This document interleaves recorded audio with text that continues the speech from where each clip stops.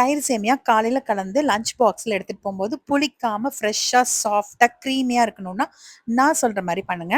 நம்ம நார்மலா சேமியா உப்புமா பண்ற சேமியா ஒரு பாக்கெட் எடுத்திருக்கேன். 180 கிராம்ஸுங்க இந்த பாக்கெட்டு. ஒரு பிளேட்ல கொட்டி வச்சுக்கலாம். ஒரு பாத்திரத்துல 1 1/2 லிட்டர் அளவுக்கு தண்ணி ஊத்தணும். இந்த மக்கு பார்த்தீங்கன்னா 1/2 லிட்டர், இதுல 3. அதாவது 1 1/2 லிட்டர் அளவுக்கு தண்ணி சேர்க்கணும் ஒரு பாக்கெட் சேமியாக்கு. தண்ணி ஒரு கொதி வரட்டும். கொதி வந்ததுக்கு அப்புறமா நம்ம எடுத்து வச்சிருக்க சேமியாவ உள்ள சேர்த்துக்கலாம்.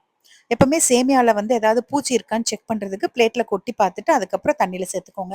சேமியா சேர்த்ததுக்கு அப்புறம் ஒரு கொதி வரட்டும். ஒரு கொதி வந்த நேரத்துல இருந்து 5 நிமிஷம் வைங்க. அப்பதான் நல்லா குழஞ்சு வேகும். அப்பதான் கிரீமியாவும் நமக்கு கிடைக்குங்க. தண்ணி வடிச்சு எடுத்து வச்சுக்கோங்க. இந்த சேமியா திரும்ப பச்சை தண்ணி ஊத்தி எல்லாம் கழுவணும்னு அவசியம் கிடையாதுங்க. இப்ப தண்ணி வடிச்சதுக்கு அப்புறமா அதே பாத்திரத்துல அந்த சேமியாவை உள்ள சேர்த்துக்கலாம். ஒரு 5 நிமிஷம் வச்சீங்கன்னா போதும், தண்ணி வடிஞ்சிரும். சூடா இருந்தாலும் பரவாயில்லங்க.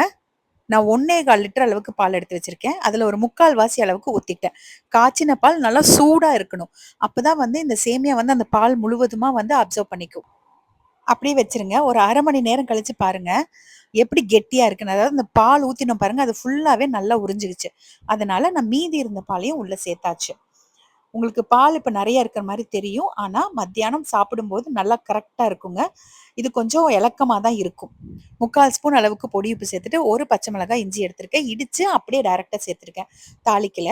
2 ஸ்பூன் அளவுக்கு தயிரு. கொஞ்சம் கிளைமேட் டல்லா இருக்கிறதுனால 2 ஸ்பூன். நல்ல வெயிலா இருந்தா ஒரே 1 ஸ்பூன் போதும். சேமியா மிதமான சூட்ல இருக்கும்போது தான் தயிர் சேர்க்கணும். மாதுளம்பழம் 1 தொளிச்சு உள்ள சேர்த்திருக்கேன். மாதுளம்பழம் ஆப்ஷனல் தான். இருந்தா சேர்த்துக்கோங்க. இல்லைன்னா பிரச்சனை இல்ல. கேரட் கூட நீங்க துருவி சேர்த்துக்கலாம். 2 ஸ்பூன் எண்ணெயில கடுகு, கடலைப்பருப்பு, உளுந்து பருப்பு தாளிச்சுட்டு, கொஞ்சம் பெருங்காயத்தூள் சேர்த்துக்கோங்க. அதுக்கப்புறம் நல்லா ஒரு கைப்பிடி அளவுக்கு முந்திரி. முந்திரி, திராட்சையும் ஆப்ஷனல் தாங்க. காய்ந்த திராட்சையும் உள்ள சேர்த்துக்கிறேன். உங்ககிட்ட ஃப்ரெஷ்ஷான திராட்சை இருந்ததுன்னா, நீங்க அத இப்ப மாதுளம்பழம் சேர்த்த மாரி அப்படியே உள்ள சேர்த்துக்கலாம். கொஞ்சம் கருவேப்பிலையும் சேர்த்துட்டு நல்லா ஃப்ரை பண்ணிட்டு, அந்த சேமியால கொட்டிக்கலாம். இது கொஞ்சம் ஆறினதுக்கு அப்புறமா கொட்டிக்கோங்க. நான் அப்படியே சூடாவே சேர்த்துட்டேன். இது பார்த்தீங்கன்னா, காலையில 7 மணிக்கு நீங்க இத கலந்துட்டு, மத்தியானம் 12, 12:30க்கு சாப்பிடும்போது அவ்ளோ ஃப்ரெஷ்ஷா இருக்குங்க. சுத்தமா புளிப்பே இருக்காது. நான் உங்களுக்கு லஞ்ச் பாக்ஸ்ல எடுத்துட்டு போய் காமிக்க முடியாது. இத நான் வீட்ல செஞ்சது தான். வீட்ல இருக்கும்போது. காலையில 8 மணிக்கு செஞ்சு அத மூடி வச்சாச்சு.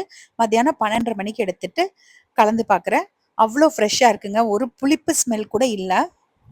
நல்லா இலக்கமா இருந்தது. நல்லா கெட்டியா இருக்கு பாருங்க. அதாவது பால் வந்து தயிராயிருக்கு. அவ்வளோதான், சூப்பரா இருந்ததுங்க. இதுக்கு வந்து ஒரு ஊறுகாய் இருந்தா போதும் தொட்டுக்கறக்கு. இதே நீங்க உடனே செஞ்சு சாப்பிடுறதா இருந்தா, பாலுக்கு பதிலா ஃப்ரெஷ்ஷா தயிரே ஊத்திக்கலாம். 1 லிட்டர் அளவுக்கு தயிர் தேவைப்படும். மத்ததெல்லாம் இதே ப்ராசஸ் தாங்க. சேமியா நல்லா ஆறினதுக்கு அப்புறமா தயிர் ஊத்தணும். அவ்வளோதாங்க.